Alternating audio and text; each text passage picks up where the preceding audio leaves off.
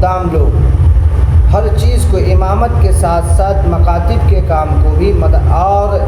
بظاہر نکاح کو بھی اور مکتب کے اندر جو پڑھانے کا نظام یا دن کے جو بھی معاملات تھا سب کو بظاہر اس ٹائم میں جو ہے سستائی کا دور تھا، مہنگائی بھی نہیں تھا اور علم والے لوگ بہت کم بھی تھے،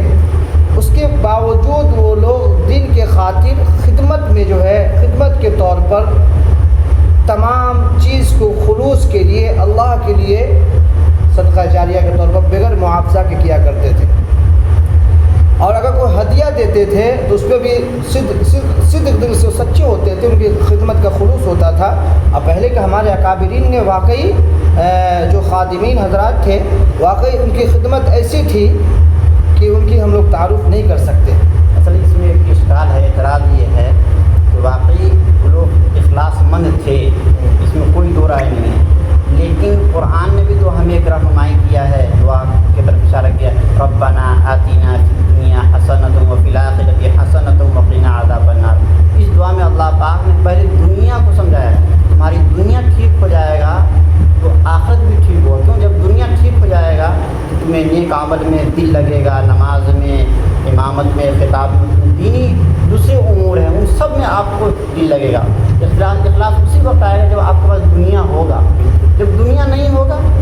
تو اب دنیا دین کی جو بھی کام کریں گے تو آپ کا ذہن میں کیا آئے گا،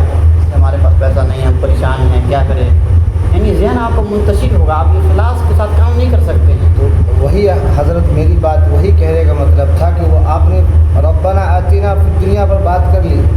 آگے اللہ کیا کرا وفی الآخرۃ حسنہ، کہ ہم نے اپنے آخرت کو حسین بنانے کے لیے ہمارے علماء کرام اکابرین حضرات دن کے خادمین حضرات واقعی قربانیاں دی خلوص دل سے، صدق دل سے۔ آج اس چیز کو لوگ الٹا نیگیٹو کر رہے ہیں۔ اگر اس زمانے میں لوگ اس خدمت کا کچھ ہدیہ طے کیے رہتے نا، یہ میں علماء کو نہیں کہہ رہا ہوں، میں اپنی نہیں، اس دور میں بھی یعنی معاوضہ لیتے تھے، حضرت ابوبکر رضی اللہ تعالیٰ عنہ کو ملتا تھا، حضرت عمر کو ملتا تھا۔ آپ حضرت صحابہ کے دور میں چلے گئے، ہمارے اس اکابرین حضرات کے دور کی جو علماء کی تعداد کم تھی، پہلی بات سنیں، ہماری علماء کی تعداد کم تھی، اور جو بھی ائمہ کرام ہوتے تھے وہ لوگ واقعی ان کی بھی قربانیاں ہیں جو آج ہم جیسے لوگ دکھ رہے ہیں۔ آپ دارالعلوم کے قیام کا لے لیجیے، اس موقع سے بھی جو خادم تھے جو وہاں کے، تو ان کو بھی یعنی اتنا تنخواہ دیا جاتا تھا کہ وہ اپنا گھر بھی چلا لیتے تھے، اسی پیسہ میں وہ بڑے بڑے پلاٹ خرید سکتے جو اس وقت آدمی معمولی 10 دھور نہیں خرید سکتا اس تنخواہ میں۔ اس کی یہ بات آپ کی پرفیکٹ ہے، صحیح ہے، تو مہنگائی کے اعتبار سے ہمارا تنخواہ نہیں بڑھا، اور میں جو کہنا چاہ رہا ہوں آپ کی بات پرفیکٹ 100% صحیح ہے، مگر میں جو علماء کی ناقدری اور دین کی ناقدری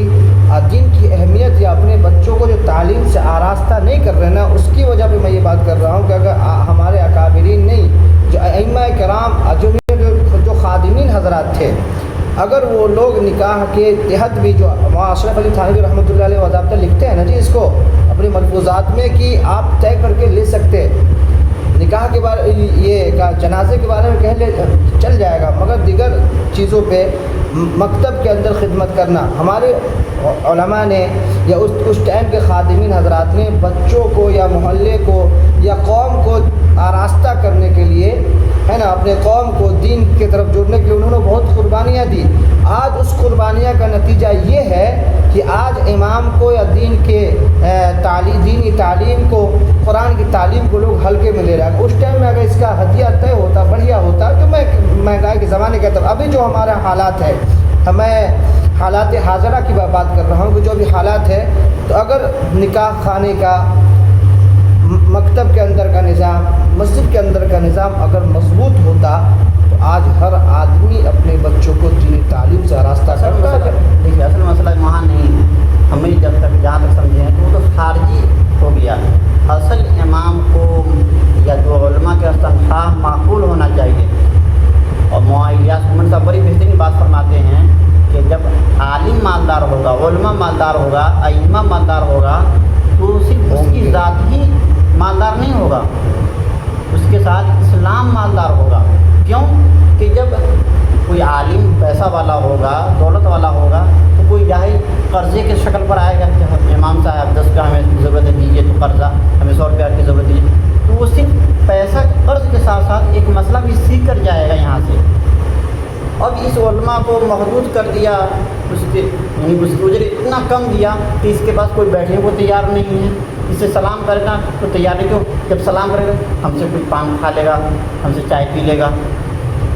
یہ اس کی وجوہات ہیں۔ اس لیے یہ جو ہم لوگ ابھی مذاکرہ کر رہے ہیں، اس بچے کا سوال ہے، اس بچے کی خواہش تھی کہ میں دینی تعلیم سے جڑتا، میں بھی